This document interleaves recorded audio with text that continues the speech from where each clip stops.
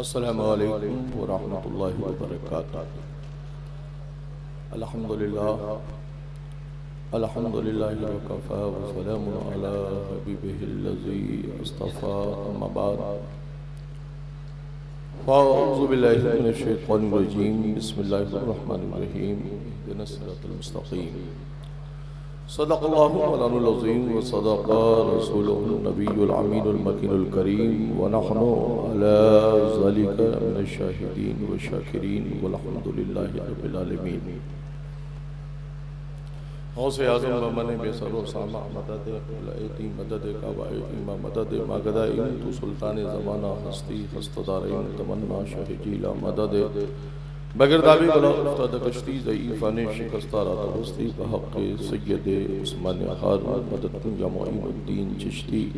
اور قادریم نارنی غوث اعظم زنم زمزہ شاہ میر محمد طب عالم زنم، اور قادریم نارنی غوث اعظم زنم زمزہ شیخ احمد رضا خان طب عالم زنم۔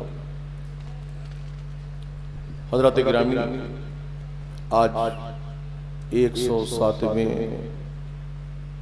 عرس اعلیٰ حضرت میں ہم اور آپ سب حاضر ہیں۔ پوری دنیا میں امام اہل سنت کی آج اس عرس کے سعید کی تقریب کو منایا جا رہا ہے۔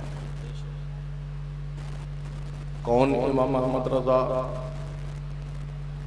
وہ امام محمد رضا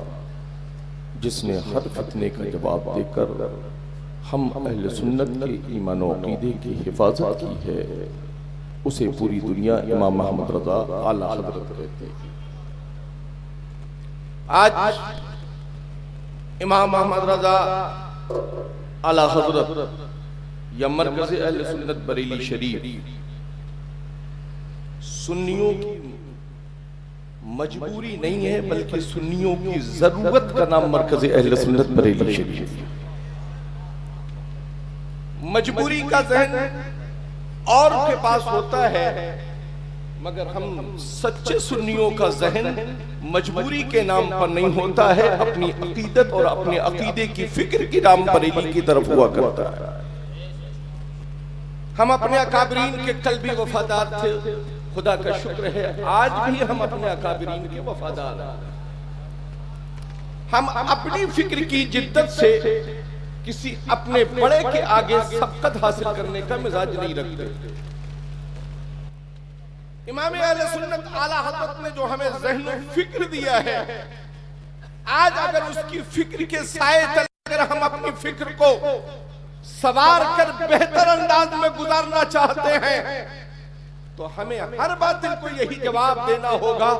کہ دشمن احمد پہ شدت کیجئے، ملحدوں سے کیا مروت کیجئے۔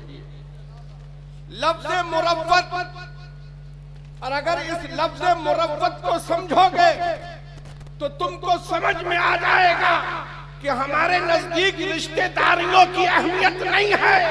ہمارے نزدیک سب سے پہلے مصطفیٰ کی شریعت کی ضرورت ہے، مصطفیٰ کی وفاداری کی۔ آج مروت کے نام پر، کسی چیز کے نام پر لوگ اپنی بات کرتے ہیں۔ خدا کا شکر ہے مرکز اہل سنت بریلی شریف کل بھی مروت کے نام پر کوئی بات نہیں کرتا تھا، بلکہ ایمان و عقیدے کی فکر کی روشنی میں بات کرتا تھا۔ الحمدللہ یہ ہمارا اسٹیج ہے، اور فخر کے ساتھ کہتے ہیں کہ یہ ہمارا پشتینی اسٹیج ہے، اس لیے کہ مہریرہ کے واسطے سے ہوتے ہوئے بریلی تک فضل اللہ کا وہ فیضان پہنچا ہے، جس کو امام اہل سنت نے اس انداز میں بیان فرمایا ہے کہ دے محمد کے لیے، روزی کا رحمت کے لیے، کون فضل اللہ سے حصہ گدا کے واسطے۔ ہم اس منبر پر آتے ہیں تو حق کے ساتھ آتے ہیں اور سچا عقیدہ لے کر آتے ہیں،